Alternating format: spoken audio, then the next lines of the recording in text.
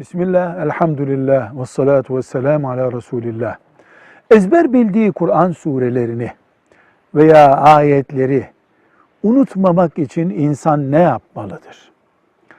Bu meseleyi hafızlık açısından ele almayalım. Hafızın çaresi yok.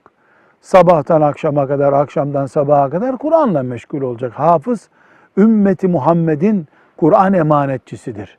Sıradan bir insan değildir.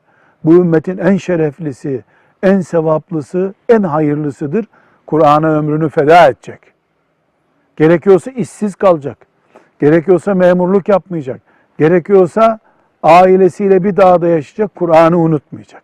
Bunun dışında, hafızların dışında Kur'an-ı Kerim'den mesela Mülk suresini, mesela Yasin-i Şerif'i, mesela Cin suresini ezber bilenler unuturlarsa vebale girecekleri belli bir şey. Hani vebale girmemiş olsa bile ortada bir gayret var, sevap menbaı var.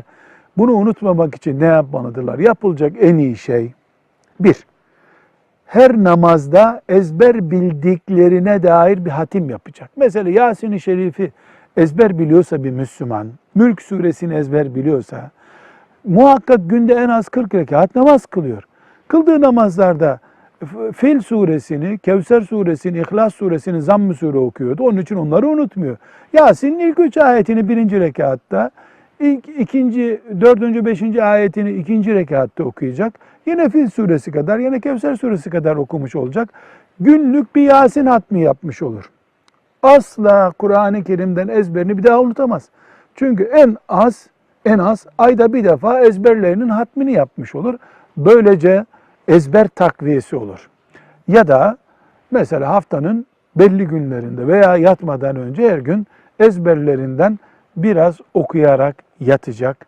Başka bir çare yok. Kur'an bizim kitabımız, imanımız, şefaatçimiz, cennet yolculuğu arkadaşımızdır. Bunun için Kur'an'a sarılacağız. Ezberimizi ve ahkamını koruyacağız. Velhamdülillahi Rabbil Alemin.